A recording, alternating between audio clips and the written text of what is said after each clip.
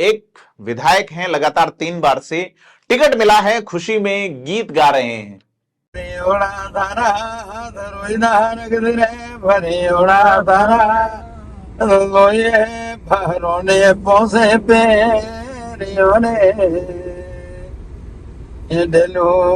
ले तो रे दे दो रे आ तो हाथ गंगा ले तो दे दो रे आ तो बहती नदियां मामती। इस वीडियो में आपने देखा, नाम है इनका पूराराम चौधरी, भीनमाल से विधायक हैं, 4 बार विधायक रहे हैं कुल। 1993 में ये पहली बार विधायक बने और तब भंवरलाल शर्मा के प्रभाव में आके यही पूराराम चौधरी, भंवरलाल शर्मा, हरिशंकर भाबड़ा का एक गुट बना। भैरव सिंह शेखावत विदेश इलाज कराने गए, प्रेस कॉन्फ्रेंस की गई और बाहें चढ़ाकर ये सरकार गिराने की जो कोशिश हुई उसकी जड़ों में पूराराम चौधरी थे। प्रेस कॉन्फ्रेंस में बड़े बड़े दावे किए गए, लेकिन जब भैरव सिंह शेखावत एक फाइल मंगाते हैं तो उस फाइल में क्या होता है ऐसा कि पूराराम दूसरे दिन वापस घुटनों के बल आ जाते हैं और कहते हैं भैरव सिंह शेखावत मेरे पिता के समान हैं। पूराराम चौधरी, मेरे हाथ में कुछ दस्तावेज हैं, वो दस्तावेज बताते हैं कि 2003 का जब ये चुनाव लड़े, यानी कि तीसरी बार लगातार, 93 में ये प्रेम सिंह दहिया को हरा के चुनाव जीते थे। प्रेम सिंह दहिया बीजेपी के टिकट पे विधायक बने थे, बाद में टिकट कट गया तो 93 में वो सामने से प्रत्याशी बने, बीजेपी ने पूराराम को टिकट दिया था। अब 98 में पूराराम जो है वो चुनाव हारते हैं, यहां से डॉक्टर समरजीत सिंह चुनाव जीतते हैं। 2003 में एक बार फिर से समरजीत सिंह के सामने वो लड़ते हैं। तो जो दस्तावेज मेरे पास है वो 2003 के बाद के हैं। ये है पूराराम चौधरी द्वारा प्रस्तुत किए गए एफिडेविट, आप देख सकते हैं। इस एफिडेविट में पूराराम चौधरी लिखते हैं कि उनका जो पैन कार्ड नंबर है वो है AAEHP 93161। यह है पैन कार्ड नंबर जो है, एक व्यक्ति का भारतीय कानून के अनुसार एक ही पैन कार्ड हो सकता है। दूसरे पैन कार्ड के लिए उन्हें वो सरेंडर करना होता है पहला पैन कार्ड, और उसका एक प्रोसेस और एक लंबी और उसकी लंबी वजहें होती हैं। चार्टर्ड अकाउंटेंट्स से हमारी बात हुई तो उन्होंने कहा एक से अधिक पैन कार्ड व्यक्ति नहीं रख सकता। लेकिन बात आती है 2008 का, जब वो फॉर्म भरते हैं। इसमें पैन कार्ड का जो नंबर है वो है AAGPP 0357F। पैन कार्ड बदल गया 5 साल बाद, लेकिन पैन कार्ड बदला तो पूराराम की किस्मत भी बदली। पूराराम विधायक का चुनाव जीत गए 8 में। अब 13 का चुनाव आता है। 13 के चुनाव में पूराराम एक बार फिर से पैन कार्ड बदलते हैं और ADTPC 0259 के नाम से वो पैन नंबर दाखिल करते हैं। अब यहां सवाल उपजता है बहुत ही बड़ा, एक व्यक्ति अलग अलग पैन कार्ड से क्यों चुनाव लड़ रहा है?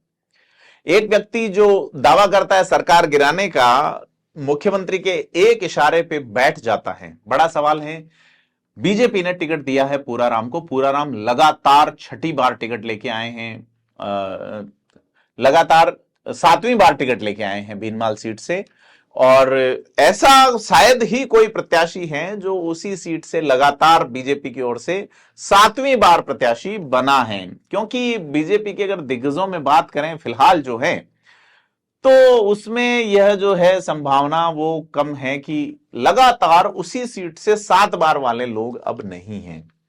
राजेंद्र राठौड़ सीट बदलते रहे हैं, पुष्पेंद्र सिंह राणावत जरूर कंटिन्यू 5 बार हैं, लेकिन गुलाबचंद कटारिया भी कहीं और से लड़ते थे, फिर उन्होंने सीट बदली। तो बीजेपी में एक ऐसा नेता जो 7 बार से चुनाव लड़ रहा है, दस्तावेजों का संकट है। सवाल मैं यहां पे चुनाव आयोग पे भी उठाऊंगा कि अगर मैंने कोई एक दस्तावेज का उल्लेख किया है तो उस दस्तावेज का वेरिफिकेशन क्या है? क्या मैंने किसी का पैन कार्ड डाला है तो क्या वो मेरे ही नाम से है, या शपथ पत्र दे दिया उस शपथ पत्र को सही ही माना जाता है? और अगर इस तरह से मिसमैचिंग है तो क्यों नहीं कानूनी कार्रवाई बनती? 3 बार से कंटिन्यू विधायक हैं भीनमाल सीट से, और सवाल यह उठता है कि भाई पूराराम चौधरी अलग अलग पैन कार्ड क्यों पेश कर रहे हैं? इस तरह का आरोप लगता है कि पूराराम चौधरी का असली नाम पूरण पटेल है, उन पर कई तरह के, पूरण पटेल पे कई तरह के मामले हैं। सच्चाई क्या है? लेकिन ये चूंकि सवाल उठ रहे हैं, मीडिया में खबरें आ रही हैं, ऐसे में इस मामले की जांच बनती है, क्योंकि उसमें नीचे एक लाइन होती है, मैं सत्य निष्ठा से ये बता रहा हूं कि इसमें कुछ भी छुपाया नहीं गया है, गलत जानकारी नहीं दी गई है, शपथ पत्र की ही ये बात है। अब यह पैन नंबर जो है बहुत कुछ कहते हैं कि भीनमाल की सीट पे जो विधायक हैं उनके जो पैन कार्ड्स हैं ये किन के हैं, क्या चुनाव आयोग इसकी जांच करेगा, बड़ा सवाल है। और चुनाव आयोग जांच नहीं करेगा तो लोग क्या फैसला लेंगे इस बार, हालांकि चुनाव इससे इतर रहता है, परंतु यह एक टेक्निकल इशू है, इसलिए हम बात कर रहे हैं कि क्यों एक व्यक्ति अलग अलग नंबर से अपनी डिटेल देता है। जानकारी छुपाना, मैंने एक वीडियो में अभी पहले बताया कि 43 लोग ऐसे हैं राजस्थान में जिनको अयोग्य घोषित किया गया है गलत जानकारी देने या जानकारी नहीं देने पे। तो क्या चुनाव आयोग ऐसा कदम पूराराम चौधरी पे उठाएगा, बड़ा सवाल है। ये वही पूराराम चौधरी हैं जो काला साफा बांध के आए थे राजस्थान की विधानसभा में, जिनके ऑडियो वीडियो लगातार वायरल होते हैं। पूराराम चौधरी कावतरा के रहने वाले हैं, भीनमाल जिले के, और भीनमाल को जिला बनाने की डिमांड कर रहे थे। जिला सांचौर बन गया और उन्होंने आरोप लगाया कि सांचौर में स्मैकिए रहते हैं, वहां पर अगर कोई बाइक लेके जाता है तो वापस बाइक लेके नहीं लौटता। इस तरह के उन्होंने कई आरोप लगाए थे। एक महंत की आत्महत्या या हत्या जैसा कोई मामला था, उसमें भी पूराराम चौधरी जो है वो सवालों के घेरे में आए थे। इससे पहले 2015 की बात करें तो गन लाइसेंस रिन्यू कराने के लिए पूराराम ने फायरिंग का एक मामला दर्ज करा दिया था पाली जिले में। बाद में पता चला कि उन्हें यह ध्यान रहा कि टायर फटा था गाड़ी का, और इस तरह से पुलिस ने उस मामले में एफआईआर लगाई। एफआईआर लगती उससे पहले लाइसेंस रिन्यू हो गया बताया गया। तो ये इस तरह की जो स्थिति है, सिचुएशन है, इस बार चुनाव आयोग ने कहा है कि आपको अपने आपराधिक मामलों की 3 बार जानकारियां देनी होगी, अखबार में देना होगा। क्या ऐसे मामलों की जानकारियां आएंगी, बड़ा सवाल है।